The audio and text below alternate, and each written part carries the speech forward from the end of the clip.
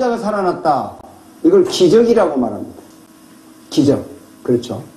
60층 빌딩 꼭대기에서 길바닥으로 떨어졌다.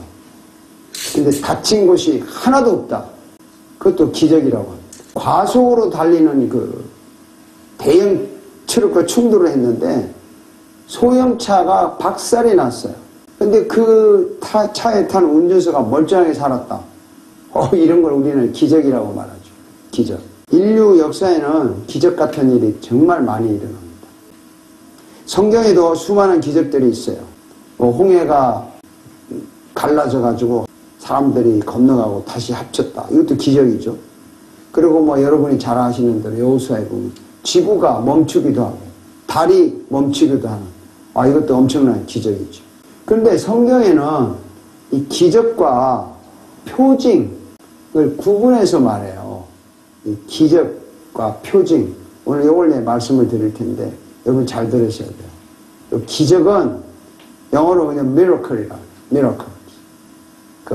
헬라어 테라스라고 하는 헬라어로 쓰는데 표징은 사인이라 그래요. 사인인데 이게 이제 헬라어로 세메인이라고 하는 그런 단어입니다. 이걸 제가 구분하는 이유는 기적은요 어떤 사건 자체가 자연 현상을 초월해서 그 초자연적인 어떤 일이 일어나는 현상을 말해요. 그래서 기적은 그 사건 자체가 굉장히 중요한 의미가 있어요. 기적이니까. 근데 이 사인, 표징이라고 하는 것은 기적이 일어났잖아요. 근데 그 기적이 일어났을 때 그 기적이 상징하는 진짜 뜻이 뭐냐? 그 기적이 보여주는 진짜 목적이 무엇이냐에 의미가 있는 거죠. 그러니까 이러한 기적을 표징이라고 해요. 표징. 그래서 오늘 읽은 말씀에서 사람들이 예수님에게 표징을 요구했어요. 표징. 예수님에게 당신의 표징을 하나 보여달라 이렇게 하니까 예수님이 아주 간단한 대답을 하셨어요. 자, 이렇게 대답했습니다. 속으로 따라 읽으세요. 예수께서 그들에게 말씀하셨다. 악하고 엄란한 세대가 표징을 요구하지만 예언자 요나의 표징 밖에는 이 세대는 아무 표징도 받지 못할 것이다. 이 예언자 요나의 표징 외에는 보여줄 게 없다. 이렇게 단적으로 말씀을 했죠. 그 요나의 기적이 아니라 요나의 표징이라고 하셨어요. 그래서 이 요나의 표징이 뭐냐? 왜 요나의 기적을 표징이라고 하느냐? 이거는 요나가 누구인가를 간단히 소개하면 알 수가 있습니다. 자, 요나는 이런 사람이에요. 그러나 그는 이스라엘의 국경을 하맛 어귀로부터 아라바 바다까지 회복하였다. 그는이라는 것은 이스라엘 왕을 말해요. 여로보암 2세 왕을 말하는데 이것은 주 이스라엘의 하나님께서 그의 종 가드헤벨 사람 아미떼의 아들 요나 예언자에게 말씀하신 그대로였다. 여기 요나라는 예언자가 나와요. 그 요나가 예언자라고 해서 역사에는 한 번밖에 안 나와요. 요나서에가 나오지만 이 요나는 누구냐면은 아미떼의 아들 예언자입니다. 언제 사람이냐면 BC 780년경의 사람이에요. 그러니까 굉장히 오래전의 사람이죠. 북이스라엘 14대 왕 그 여로보암 2세 때 활동했는데 호세아 선지자, 아모스 선지자와 같이 일했어요. 이 시대에. 미가보다는 조금 앞선 사람인데 이 하나님이 요나 선지자에게 명령을 했죠. 가장 큰 도시, 당시에 가장 큰 도시 니느웨로 가서 회개하라 라고 외치라고 했어요.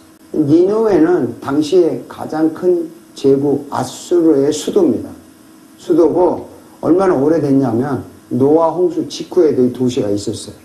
그래서 고고학자들에 의하면 그 니느웨에서 발견된 유물이 아마 지금부터 BC 4500년경이니까 지금으로 따지면 6500년경 그때 것으로 추정된다니까 대단한 거죠. 오래된 도시입니다. 근데 요나가 이 니느웨로 가라는 하나님의 지시를 거역해서 배 타고 다시스로 도망을 갔습니다. 바다에 폭풍이 일어났어요.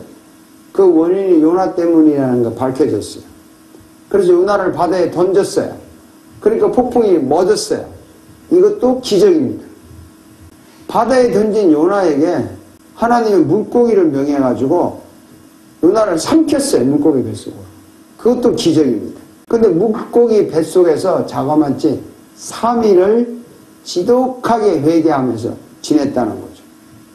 3일 후에 물고기가 니느웨 앞바다에다 토했어요. 토해서 요나를 토해냈어요. 이것도 기적이에요. 이거 한번 볼까요? 자, 주님께서 그 물고기에 명하시니 물고기가 요나를 무채에다가 뱉어냈다. 땅에다 뱉어냈어요. 그림 한번 볼래요? 이렇게 토하냐는 거. 이게 그림 참 누가 만들었냐. 잘 만들었어. 물 뱃속에 토하냐는 거예요.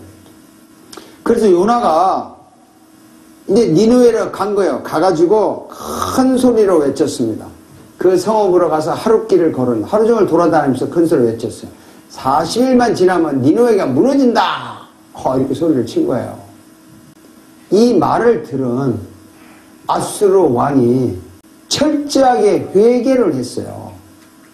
천천히 봅시다. 왕은 니느웨 백성에게 다음과 같이 선포하여 알렸다. 왕이 대신들과 더불어 내린 칙령을 따라서 사람이든 짐승이든 소떼든 양떼든 입에 아무것도 대서는 안 된다. 무엇을 먹어도 안 되고 물을 마셔도 안 된다. 와, 짐승한테도 주지 말라는 거죠. 사람이든 짐승이든 모두 굵은 배 옷만을 걸치고 옷 다 사치스러운 옷 걸치고 굵은 배 옷이면 이제 장례식 때 입는 옷 같은 거죠. 하나님께 힘껏 부르짖으라. 저마다 각자가 자기가 가던 나쁜 길에서 돌이키고 힘이 있다고 휘두르던 폭력을 거쳐라. 이 폭력이라는 게 뭐 주먹도 폭력이지만 권세를 가진 자들이 권력을 남용하는 것도 폭력이잖아요. 그렇죠? 그러니까 뭐 잘난 사람이 잘난 척 하는 것도 폭력이고 어쨌든 각자가 그 나쁜 길에서 돌이키고 힘 있다고 잘나가던 폭력을 거쳐라.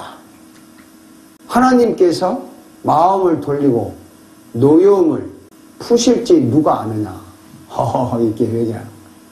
그러면 우리가 멸망하지 않을 수도 있다. 이제 망하기 직전이죠. 이렇게 회개를 했어요. 전 국가가 회개한 거죠. 니느웨 도시가. 회개하고 나니까 어떤 결과가 나왔느냐. 하나님께서 그들이 뉘우치는 것, 곧 그들이 저마다 자기가 가던 나쁜 길에서 돌이키는 것을 보시고 뜻을 돌이켜 그들에게 내리시겠다고 말씀하신 재앙을 내리지 않으셨다. 자, 이 회개는요, 자기들이 가던 나쁜 길에서 돌아서는 게 회개예요. 나쁜 습관을 고치는 게 회개고, 또 나쁜 태도를 고치는 게 회개고, 여러분, 늦잠 자는 습관 고쳐야 회개인 거예요. 게을른 거, 그거 돌이켜야 회개하는 거예요. 쉽게 말하면 그런 거죠. 또, 자기가 현재까지 잘못된 어떤 성격이 있다면 그걸 고치려고 애쓰는 거. 그것도 회개죠. 아무튼 그래서 그 재앙, 이 재앙이라는 단어 이걸 요즘 말하면 코로나 바이러스도 재앙이죠. 내리시지 않았었어요. 그래서 니느웨 도시는 구원받았습니다. 이것도 기적이에요. 여러분 오늘 당하는 코로나 바이러스도 일종의 재앙입니다. 이 재앙인데 이 재앙은요 과학으로 의학으로 치료를 하겠지만 회개를 해야 반드시 하나님이 치료해 주시는 거예요. 굉장히 영적인 뜻이 있는 겁니다. 그런데 예수님께서 이 요나의 기적적인 사건을 표징이라고 했단 말이에요. 표징. 이 기적이 보여주는 진짜 의미가 뭐냐. 그 진짜 의미가 있기 때문에 표징이라고 했는데 진짜 의미가 뭔가 이걸 이제 본문이 잘 설명하고 있죠. 요나가 사흘 낮과 사흘 밤 동안을 큰 물고기 뱃속에 있었던 것 같이 이건 기적이잖아요. 기적이잖아요. 근데 인자도 예수도 사흘 낮과 사흘 밤 동안을 땅속에 있을 것이다. 그 요나가 물고기 뱃속에 있었던 기적은 인자가 사흘 낮과 사흘 밤 동안을 땅속에 있을 것을 보여주는 표징이라는 거예요. 표징. 그래서 요나의 표징이라는 거죠. 잘 구분하셔야 돼요. 자, 요나의 기적이 보여주는 진짜 의미는 예수님이 십자가에서 죽으시고 3일 만에 부활한다는 걸 보여주는 거예요. 요나는 자기가 잘못해서 3일 동안 물고기 뱃속에서 지옥과 같은 경험을 했어요. 근데 예수님은 우리가 잘못해서 3일 동안 무덤에 계시고 지옥에 갔다 오셨어요. 그래서 요나가 3일 동안 물고기 뱃속에 들어갔다 살아난 기적을 예수님이 죽으시고 3일 만에 부활하신 것을 보여주는 표징이다. 이렇게 말하는 것입니다. 그래서 요나의 기적은 예수님의 죽으심과 부활을 보여주는 표징이죠. 구원의 표징이죠. 그래서 요나의 기적을 표징이다. 이렇게 말한 겁니다. 자, 예수님은 이 세상에서요, 많은 기적을 행했어요. 여러분이 잘 아시다시피 바다 위를 걸어가고 죽은 자 살리고 38년 된 병자 고치고 5,000명 물고기 2마리 보리떡 5개로 5,000명 먹이고 물고기 명예하고 물고기 입속에 동전을 꺼내가지고 세금을 갖다 바치고 무화과 나무를 저주하니까 무화과 나무가 말라 비틀어지고 죽은 자 살리고 귀신 쫓아내고 예수님이 수없이 많은 기적을 행했어요. 그런데 예수님이 기적을 행하신 것은 본질적인 예수님의 사역이 아니에요. 본질적인 것이 아니라는 거죠. 자, 여러분 여기서 제가 중요한 말씀을 드리려고 합니다. 한번 질문해 볼게요. 인간을 구원할 수 있는 자격을 가진 자가 누굽니까? 인간이 인간을 구원할 수 있습니까? 인간을 천국에 데려갈 수 있는 자가 누굽니까? 인간이 인간을 천국에 데려갈 수 있습니까? 간단히 생각하자고요. 인간이 인간을 천국에 데려갈 수 있어요? 인간이 인간을 구원할 수 있습니까? 없어요. 인간을 구원할 수 있는 사람, 인간을 천국에 데려갈 수 있는 사람은 인간을 창조하신 하나님밖에 없어요. 사실은 하나님밖에 없어요. 왜냐하면 창조주 하나님이시니까. 여러분 이거 믿습니까? 정말 믿어요? 정말 믿냐고요? 여러분 정말 믿음 좋은 거예요. 이게 확실한 믿음이에요. 인간을 천국에 데려갈 수 있는 사람, 인간을 구원할 수 있는 분은 창조주 하나님밖에 없어요. 인간이 할 수가 없어요. 이걸 깨달아야 기독교와 종교가 어떻게 다르다는 걸 아는 거죠. 예수님은 자신이 창조주 하나님이라는 것을 증명하기 위해서 기적을 베풀었어요. 보이지 않는 하나님이 보이는 인간으로 오셨기 때문에 내가 보이지 않는 하나님이라는 걸 증명하기 위해서 수많은 기적을 베풀었다고요. 바다를 향해서 한마디 하니까 잔잔해지잖아요. 이거 창조주가 아니면 할 수 없는 거거든요. 죽은 자 보고 살아나라 탁 나왔다고. 이건 창조주가 아니면 할 수 없거든요. 그래서 내가 창조주 하나님이라는 걸 보여주기 위하여 기적을 행했어요. 구원할 자, 천국에 갈 자는 예수님이 나밖에 없다는 걸 보여주려고 기적을 베풀었다 이 말입니다. 그렇지만 이 기적은 매우 중요하지만 본질적인 것은 아니에요. 본질이 아닙니다. 기적을 행해가지고 예수가 하나님이라는 걸 보여주는 것은 본질적인 것이 아니에요. 그러면 본질적인 게 뭐냐? 본질적인 것은요, 인간을 구원하는 거예요. 그게 본질이에요. 예수님은 기적을 행하러 이 땅에 오신 것이 아니라 인간을 구원하기 위해서 오셨어요. 기적을 행하러 오신 것이 아니라 당신의 죄가를 대신 지불하려고 오셨다고요.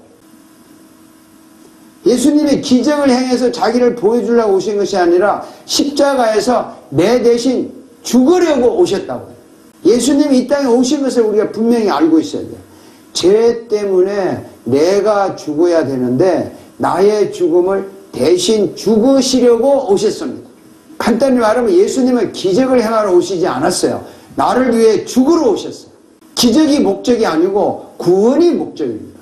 그래서 요나의 표징밖에 없다고 한 것은 무슨 말이냐면 기적을 믿지 말고 구원을 믿으라는 거예요. 아멘. 기적을 믿지 말고 구원자 예수를 믿으라는 것입니다.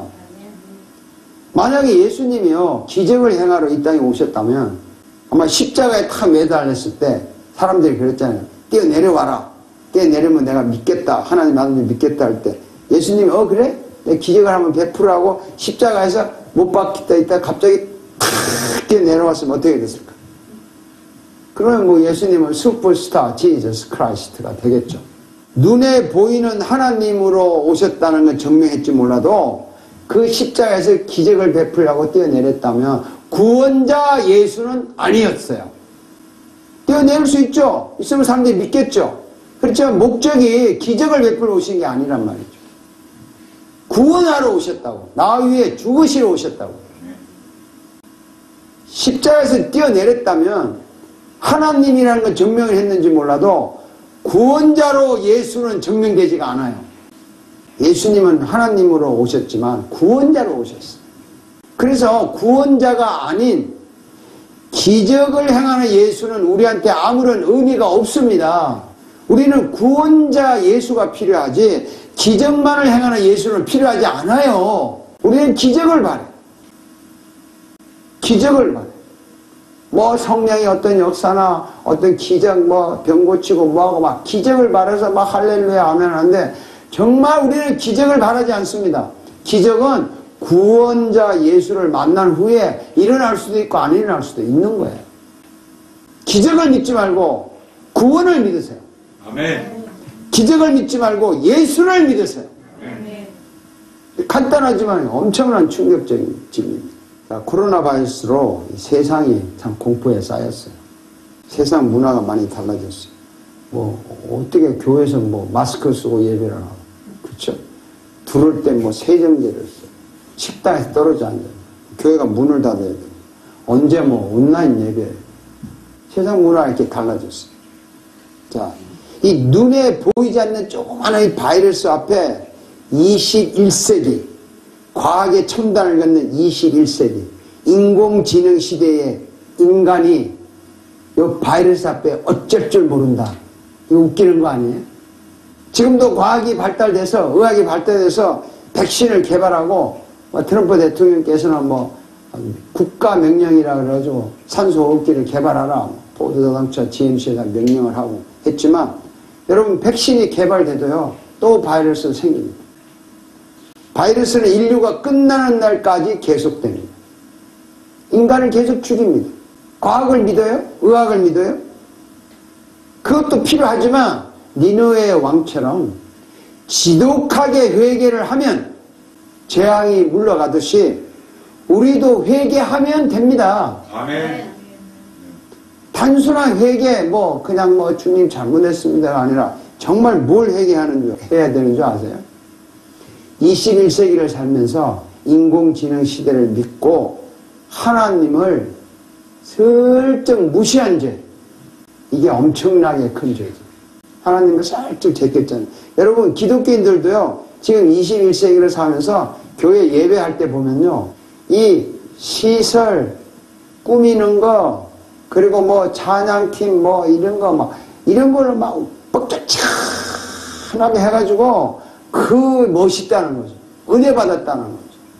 실제 본질적인 구원자 예수를 향한 그 예배가 아니라 그런 걸로 예배가 아름다웠다고 하는 이렇게 예수님을 하나님을 슬쩍 뒤로 밀어내고 자기들의 축제 자기들의 똑똑하고 잘난 거 자기들이 꾸민 거 막 시설 이런 거 자랑하고 그리고 예수 믿고 복 받고 잘 먹고 잘 사는데 몰두한 그런 죄를 회개해야 하는 거예요. 아멘.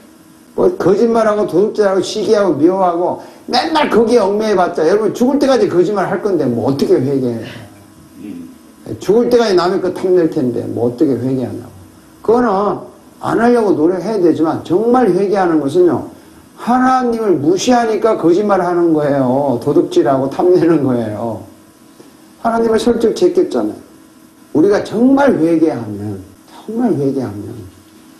내가 내 모든 것 너무 중요시 여기다 보니까 내가 하나님과 만나는 기도하는 시간을 약간 무시했구나.